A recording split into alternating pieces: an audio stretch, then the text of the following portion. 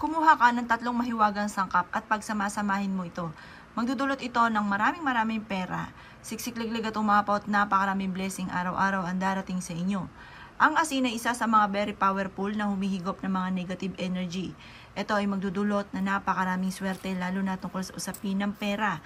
Kaya kung ikay walang pera ngayon, huwag ka na magpatumpik-tumpik pa, ay gawin mo na ito. At ang pinaka-the best na paggawa nito ay tuwing Tuesday or Friday. Ngayon, kung ikaw po ay isa sa mga naniniwala sa ganito, kumuha ka ng 3 dahon ng laurel. Mas mainam ay buo ang inyong gagamitin. Ang dahon ng laurel ay isa sa mga subok na for only wishes para mabilis matupad ang inyong mga pangarap sa buhay. Ang very powerful na 3 ito ay makakatulong upang sa ganon, kung ano man yung ninanais ninyo ay kaagad yung makamtan.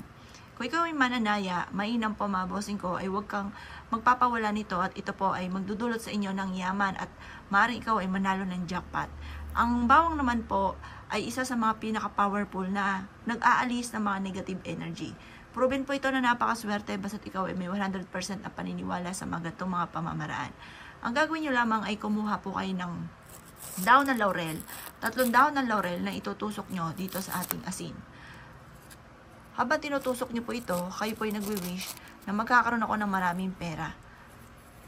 Kailanman na hindi na ako mamumblema tungkol sa usapin ng pera. At pagkatapos ay itusok nyo rin po ito ating bawang. Maraming pera ang darating sa akin, mananalo na ako ng jackpot. Hindi na ako mamumblema tungkol sa usapin ng pera. Ganyan lamang po ang inyo pong gagawin. Ang paggawa ng ganito ay pinaka-the best Tuesday or Friday ng mga bandang alas 7 ng umaga sa may silangan. At pagkatapos ay mag-wish ka na lahat ang nais po ninyo. Basta mula sa puso ang pag-wish, naniniwala ka na makakamtan nyo ang mga pinapangarap ninyo, ay walang imposible na hindi nyo yan makakamtan. Ito po isa sa mga subok na napaka-epektibo. Kapag po ang inyo pong asin ay natunaw, itatapon nyo na ang lahat ng sangkap na ito. Itapon nyo na ang dahon ng laurel at ganoon din ang bawang at hugasang mabuti itong lagayan. Pag ito'y natuyo na yung lagayan, lagyan mo ulit ng panibagong asin at gawin nyo muli ito mga bossing.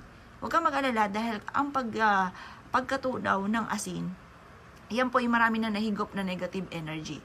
Ang mga malas na nagiging dahilan kung bakit lagi kang walang pera ay nahigop na niyan. At papalitan po ito ng maswerte na pamamaraan upang sa ganon, araw-araw ka na magkaroon ng malaking pera at hindi ka maubusan ng pera. Ilalagay niyo po ito sa ilalim ng inyong higaan at ang dulot nito ay swerte. Lagi kang dadalhin nito kung saan lagi ikaw ay suswertiin. Lagi kang dadalhin nito kung saan lagi ikaw ay magkakaroon ng maraming pera.